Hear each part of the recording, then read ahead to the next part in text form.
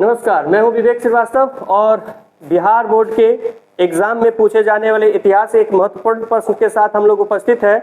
जो महत्वपूर्ण प्रश्न है उसका नाम है महाभारत में वर्णित विवाह के कितने प्रकार हैं। बड़ा इंटरेस्टिंग ही पॉइंट है। इसमें बहुत सारे ऐसे विवाह हैं जो अब थोड़े से रूप में बदल गए हैं, लेकिन आदि पुराण में जो बताया गया था, आदि पर्व में जो बताया गया था उसके बारे में हम लोग बात करेंगे। तो चलिए शुरू करते हैं आप लोगों का प्रश्न। तो प्रश्न है आपका कि महाभारत में वर्णित विवाह के कितने प्रकार है। आप यहां से अपना पॉइंट देख सकते हैं कि BSEB 2024 में ये पूछा हुआ प्रश्न था, तो बहुत अति महत्वपूर्ण ही होगा। महाभारत में वर्णित विवाह के प्रकार में निम्नांकित प्रकार है, यानी 8 प्रकार है। इस 8 प्रकार को पढ़ने से पहले थोड़ा सा यहाँ पर यह जान लेना बहुत आवश्यक होगा कि 8 प्रकार का वर्णन कहाँ किया गया था। तो महाभारत के आदि पर्व में, महाभारत के आदि पर्व में आप अगर बिहार बोर्ड से ताल्लुक रखते हैं तो आपको यह भी पता होना चाहिए कि महाभारत में कुल 18 पर्व है, उसमें से एक पर्व है आदि पर्व। और इस आदि पर्व के 102वें अध्याय में ये बताया गया था भीष्म पितामह के द्वारा कि 8 प्रकार कौन कौन से हैं। और वो 8 प्रकार तब हुआ था जब उसने अंबिका और अंबालिका को उनके ही राज दरबार से अपहरण करने गए थे, यानी वहां से शादी करने के लिए गए थे अपने छोटे भाई, सौतेले भाई विचित्रवीर के लिए। तो वहां से विवाह का प्रकार शुरू होता है। तो सबसे पहला पॉइंट है ब्रह्म विवाह।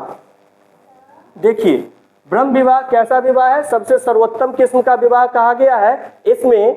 इस विवाह में गुणवान व्यक्ति के साथ पूजा कर वस्त्र आभूषण से सुसज्जित कन्या को विवाह करवाया जाता था। ऐसे विवाह को कहा जाता था ब्रह्म विवाह। अब ये मतलब क्या बनता है कि सर्वोत्तम प्रकार का विवाह है, लेकिन कब? जब गुणवान व्यक्ति हो। और भी साथ में क्या है कि कोई भी दान दहेज की प्रथा नहीं है। वस्त्र आभूषण से सुसज्जित करके महिलाओं को, कन्या को वर के हवाले कर दिया जाता था। वर उनकी देखरेख में लगे रहते थे। दूसरा प्रकार है देव विवाह। चूंकि नाम से ही स्पष्ट है कि ये कैसा विवाह होगा, तो इसमें विधिवत यज्ञ अनुष्ठान कराने वाले, यानी पंडित जी लोग जो होते थे, पुरोहित होते थे, वो यज्ञ के द्वारा विधिवत व्यवस्था कराकर कन्या को, देखिए पुरोहित किनको कहते हैं? पंडित जी के साथ कन्या का विवाह कराया जाता था। उस विवाह को कहते थे देव विवाह। हालांकि अब ये विवाह 2 टाइप में बट गया है, लेकिन उसकी बात हम करेंगे किसी और सब्जेक्ट जैसे सोशियोलॉजी में। ठीक है, देखिए आगे आपका है आर्ष विवाह। आर्ष विवाह कैसा विवाह था? तो आर्ष विवाह के बारे में बताया गया है कि यह विवाह वर से एक जोड़ी गाय और बैल प्राप्त करके, यहाँ दहेज प्रथा के रूप में प्रचलन शुरू होता है कि वर से, कन्या से नहीं, लड़की पक्ष से नहीं, लड़के पक्ष से क्या लेना है? एक जोड़ी गाय और बैल प्राप्त करके अपनी पुत्री का विवाह करवा देना है। तो उसको क्या कहते थे हम लोग? उसको कहते थे आर्ष विवाह। और उसके बाद आता है प्रजापत्य विवाह, जिसमें पिता वर से यह प्रतिज्ञा कराता है। सबसे खतरनाक, कभी नहीं कीजिएगा। जब आपको ये प्रतिज्ञा कराया जाएगा तो इसमें देखिए, हालांकि है हम लोगों के शास्त्रों में लिखा हुआ, लेकिन है खतरनाक, मत कीजिएगा। प्रजापत्य विवाह में कहा गया है कि पिता जो है, लड़की के पिता, वर से प्रतिज्ञा करवाते हैं कि वह उसकी पुत्री के साथ मिलजुल कर सामाजिक धार्मिक कर्तव्यों का निर्वहन करते हुए और तब पुत्री को हमेशा के लिए साथ में रखेंगे। तो क्या सिर्फ लड़के का अधिकार है कि वो क्या करेंगे? प्रतिज्ञा करेंगे। लड़की प्रतिज्ञा नहीं करेगी? आजकल की लड़की तो पता ही है ना, ब्लू ड्राम में भेज देती है। लेकिन इस विवाह को हम लोग शास्त्रों में पढ़ते हैं, इसलिए जरूरी है। इसमें देखिए ये असुर विवाह है, सबसे खतरनाक किस्म का, जो अब रूप बदल लिया है। अब ये असुर विवाह लगभग ससुर विवाह की तरह हो गया है। देखिए कैसे, वर से यथाशक्ति धन लेकर, किससे? वर से यथाशक्ति धन लेकर माता पिता अपनी पुत्री का विवाह कराते थे। यह असुर विवाह था। अभी क्या होता है? वर से यथाशक्ति नहीं, वधू पक्ष से, लड़की के पक्ष से यथाशक्ति लेके वर को दिया जाता है और तब विवाह कराया जाता है। तो ये तो वही बात हो गई कि शास्त्र कुछ और कहता है, अब कुछ और हो गया। पहले वो असुर विवाह था, अब वो ससुर विवाह हो गया। ससुर जी दहेज देंगे तो शादी होगा, नहीं तो नहीं। चलिए अगला क्वेश्चन है गंधर्व विवाह। सबसे उत्तम किस्म का विवाह, अभी के हिसाब से बहुत अच्छा लगता है।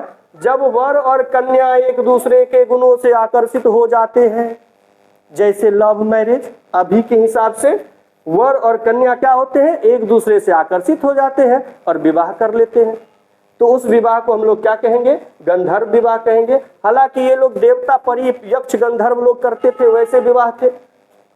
अब देखिए कुछ विवाह का प्रकार और भी आपको बताया गया है इसमें, वो क्या है, वो है गंधर्व विवाह। अब गंधर्व विवाह क्या होता है, जब वर एवं कन्या एक दूसरे के गुणों पर आकर्षित होकर गंधर्व विवाह किए, तब आया लास्ट में राक्षस विवाह, 7वां नंबर राक्षस विवाह। नाम से ही स्पष्ट है, कुछ अच्छा तो होगा नहीं, विवाह में राक्षसी टाइप का ही तो होता है। अब देखिए इसमें क्या क्या था कि बलपूर्वक कन्या का अपहरण कर लेंगे और राक्षस विवाह उसी को कहेंगे कि कन्या का अपहरण कर लिए और हो गया। ऐसे अपहरण वाले विवाह को क्या कहते हैं हम लोग, राक्षस विवाह। अब देखिए एक पिशाच विवाह भी है, सबसे बेहतरीन और सबसे खत्म। बेहतरीन इस मामले में कि ये विवाह ही नहीं है, हालांकि वर्णित है, लेकिन इसको विवाह नहीं कहेंगे, ये तो दैत्य की तरह हो गया।